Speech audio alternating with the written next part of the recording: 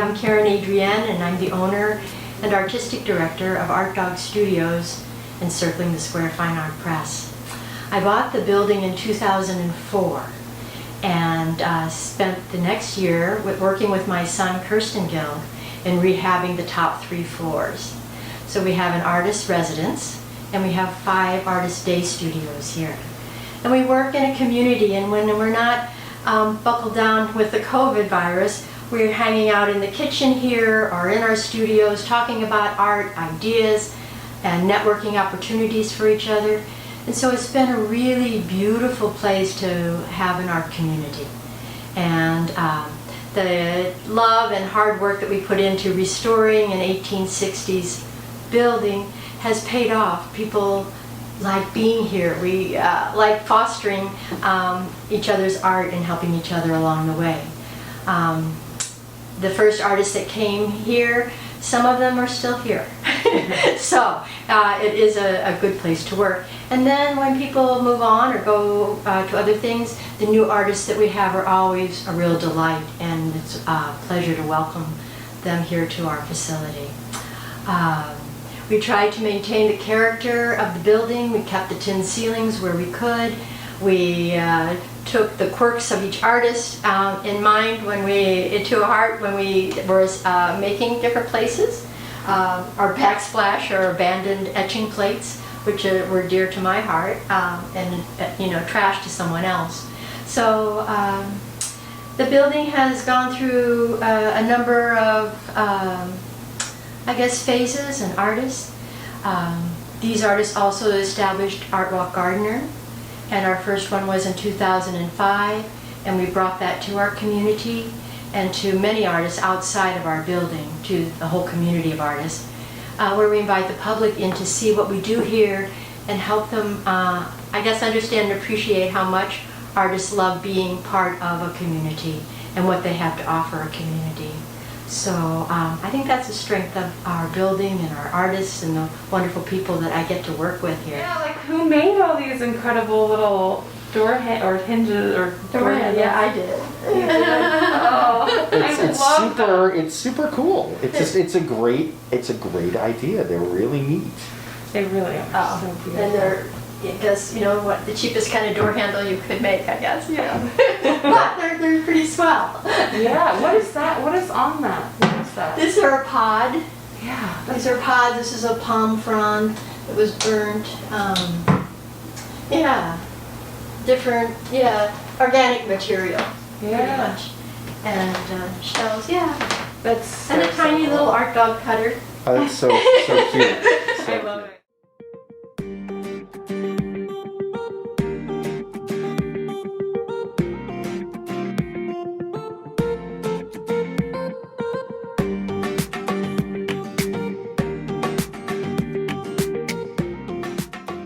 So I'm Chelsea Ellis. I am an artist at Artdogs, and I'm a photographic artist, but I also do paintings. And I moved to Gardiner from Portland last October or end of October on Halloween, and I was doing a lot of photographic work during that time, and a few of my pieces are here that are photographic.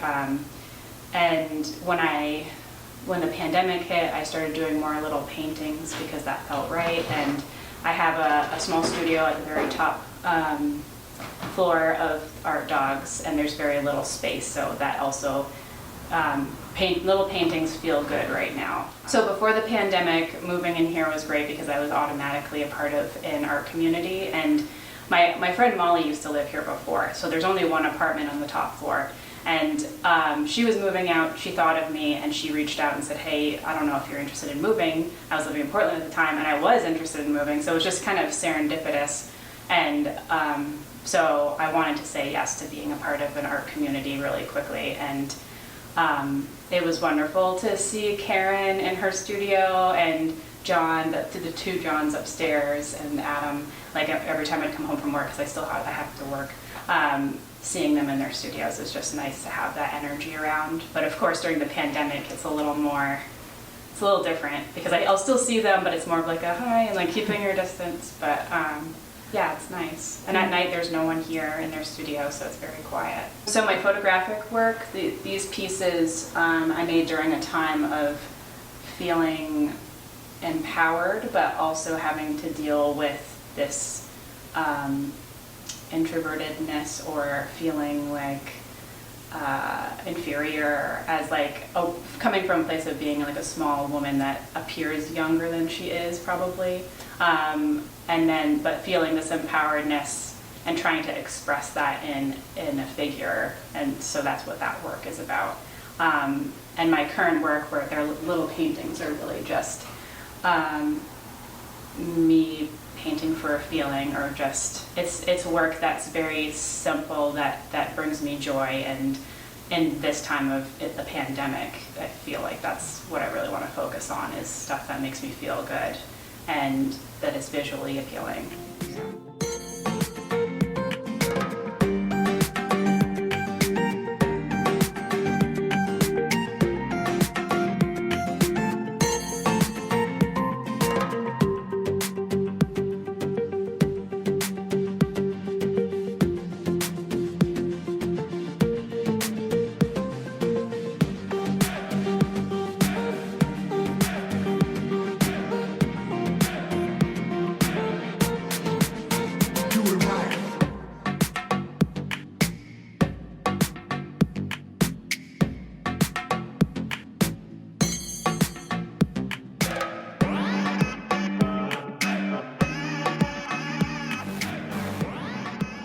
So here we are in an empty studio, and you can see that it has original brick walls, 9-foot ceilings, and pumpkin pine floors.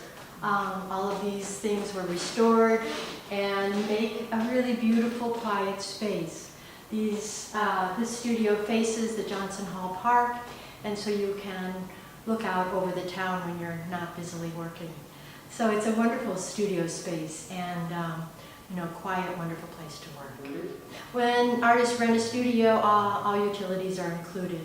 So you're just responsible for the rent, which for this studio is $300 a month, which I think is a pretty great value to not only have the studio, but the wonderful community that we have. People join our studios.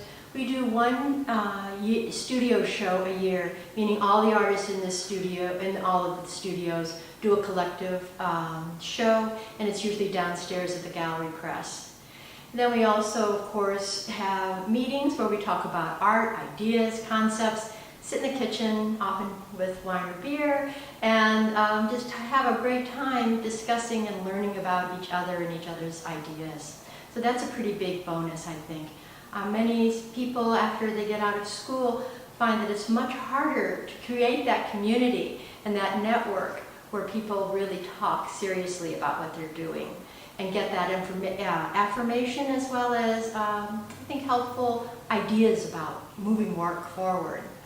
I was a professor for 30 years, which I try not to bring forward too often, but occasionally it slips out, and occasionally people, require that or want that. I think a lot of people, unfortunately, give up because they don't have the support or that affirmation that it's worth doing what you do. It is important. Artists give a lot to their communities. And once you're somewhat established in a building, people come to you. They want to know what you do. We have a really lovely support from our local community and parts around. People come from Brunswick and Portland and Waterville and Farmington. Central Maine area is pretty well populated with both wonderful artists and a great community to appreciate those artists. This is my personal studio space. In the whole building, this is where I come and do my private thoughts and work when I'm not printing. But most of my work is printmaking, and monotype printmaking. I also have a background as a book artist. And so I had this epiphany that book arts and printmaking could offer each other something really interesting, and that was the folds and folding techniques that I was so in love with in bookmaking could also be used in printmaking. So I do a series of passes through a press, and each time I go through the press with new colors and marks, I also fold the papers in new ways to create these areas of concealing and revealing what I'm working on. So I also get a three-dimensional print then that has depth and hopefully nuance to the environment that I'm trying to work with. It could be, a lot of it is water and that continuum between water and sky, but sometimes it is a land mass as well. So I'm interested in the transformative power of that landscape and trying to give you dimensional response to that in my work.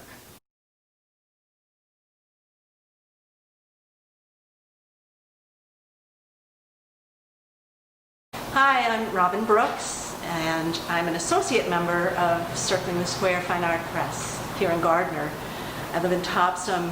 I'm an artist, visual artist, collage artist, and art educator, recently retired from the MSAD 75 public schools, and I was sent home on March 13th. I woke up in mid-March after the residency in Vermont that I was attending, the Vermont Studio Center, was closing. I came home and the awareness, I think mid-March, that this is a very big, serious, difficult pandemic that we were all going to live through hit me. Hit me pretty hard.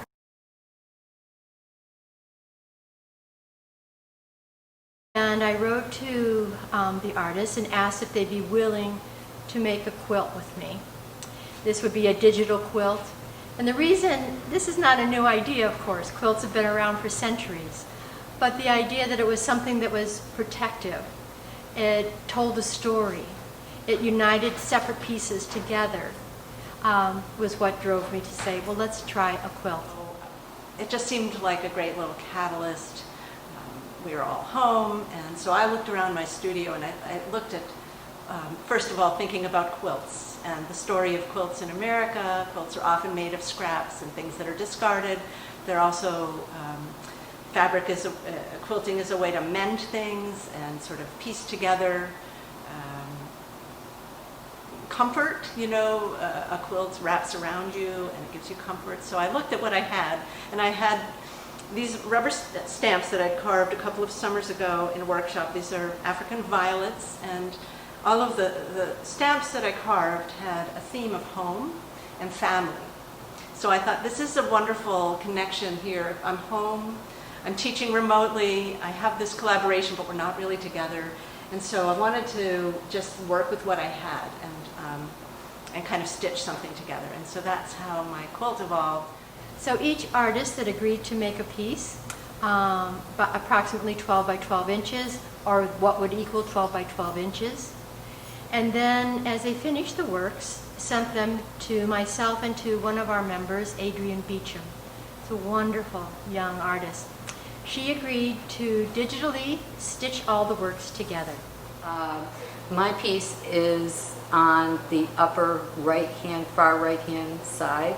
It's kind of a sphere, and it is also has some stitching that I did with it, but then I turned it into a digital image and really sort of thought about the virus a little bit, but really I guess more so I just was creating during that time, and also the environment, because it sort of has this blue area which is sort of like about the sky. And it was a great project because I think it motivated all of us to keep going and to be creative, and then to see what happened as a whole, which is really interesting.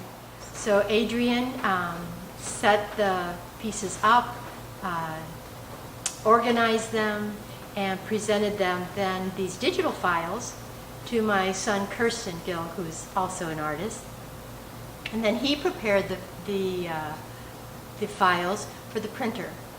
So these files then became 5 rolls of paper that were 36 inches wide and I think about 7.5 feet long. And we took the paper rolls and he and I installed them out on the back of our building. I did a series of 3 plates there that I called my fomentation series, they actually were from photographs that I took of suds in a bucket that I was cleaning out in a backyard in Rennes, France, of all places. But the bubbles were so exciting and interesting that I took about a dozen shots, and 3 of those I made into these plates. So I thought, well, the COVID situation is a lot of fomentation. So I took one of the fomentation plates, the bubbles, we aren't supposed to mention bubbles, and I did a split fountain of red, blue, and yellow, and then I inked the plate in a Payne's gray, which is a very dark blue, and I printed that on a Japanese lace. We got the COVID plate. And it was very interesting when Adrienne, our colleague who stitched all of the plates together, all of the pieces of the quilt. The result is in the back of our building and was a gift from the artist to our community, and seen as a way to encourage, celebrate the arts, and be thankful that we can be in a community and protect each other and help each other. So it's a delightful project and witness to the power of individual artists and artists coming together. So mine is like a quilt within a quilt, so to speak. It also has the initials BLM for Black Lives Matter. That was very much on my mind. And the word home, because I think Black Lives Matter starts at home. And that during this time of disruption and knowing how COVID-19 has affected the Black and Brown communities here in Maine and across the country unfairly, I just really wanted to put some of that heartfelt concern into my quilt, hoping to mend some of the fractures, and hope that this quilt can help mend, stitch us together more at this time, because we really need one another. I'm a biracial person, so I was reflecting on what that means to me, and growing up having always marked other versus white or versus Filipino or Asian, and so my piece is called Test Strip, and it's an image I had taken 2 or 3 years ago, and I had changed the exposure of parts of my body to being very dark or very light, and then just the middle part is just like my actual skin color, and it's just a black and white image, and I don't have a really defined statement on it. It was just more an exploration of what skin color means to me, or just thinking about that in a visual way. I started the quilt right away because I needed a project when we got shut down, and I did it all at home using a spoon for pressure because I couldn't come into the press. So I did a pair of hands that are washing virus, because we were obsessed with washing hands in the beginning of this. And also I had a lot of fears in the beginning. I still do to some extent. I felt like this virus was this cruel thing out in the big world. And the other print that I did is a small city with a huge piece of virus in the background, kind of looming over the city. And I kind of borrowed a little bit of Munch's clouds from the Scream. When the pandemic first started, I started thinking about people that I know who are all over the world. And this has happened before when there are other natural disasters. There's someone in my life that I know in that space, and I wonder how they're doing. And with this, it was everywhere. And I was trying to figure out, how do I do that? And so I wanted to sew because it was a quilt. I love that idea of the comfort of a quilt. And I just kept staring at my small studio at home, and I saw a container of buttons that was from my mother-in-law, which was probably from her mother. And I got the idea that these buttons were the different people that I knew. And there would be these sewn lines stretching from me to them. And so my piece has buttons sewn on it and embroidery thread back and forth between the different people that I know throughout the world. I'm Kirsten Gilg. I'm part of the COVID Quilt project and part of the Circle in the Square Press and the Artdogs organization. We installed this about 2 weeks ago, I guess, and it was a really lovely day, which was nice, and we did it in the morning, so this was on the shadowy side of the building, which was good for the working conditions in the summertime. So this is a wheat paste installation. I think this is the third or fourth one we've put right here on this part of the building. We've also put installations on the upper floors and also on both of these sides over time, over the past couple of years. Wheat paste is a process where you make a paste out of flour and water. That's the basic ingredients, and you can add other things to that if you want to make some modifications. But really it's just a flour-water mix that gets boiled so the glutens kind of free up and the proteins are more active. And then you put it on the wall. It's like a big sticker, basically. And we just hung it like wallpaper with the roll at the top, and you roll it down. You apply paste to the wall itself, then you put the paper on, and you apply another layer of paste over on the top layer. And when you do that, it saturates the paper fibers, and it really kind of activates them and puts a nice coating over it so it stays weatherproof for a number of months. And this should be able to be up all summer long. We plan to deinstall it in October because if it stays up over the winter time, it could get shredded and not looking very attractive. Out of all these pieces, I don't know if you can see that from here, but the one with the rabbits is the one that I contributed to the work. This is done, both myself and my 12-year-old son worked on this. It was part of a project that he was doing for a virtual summer camp this summer, where he was working with the conversation about public art and engagement with the public, and we totally overbuilt his assignment that he had to do, but we came up with that and decided to contribute it to this project. It's quite extraordinary. I really encourage everyone to get up to Gardiner and see it.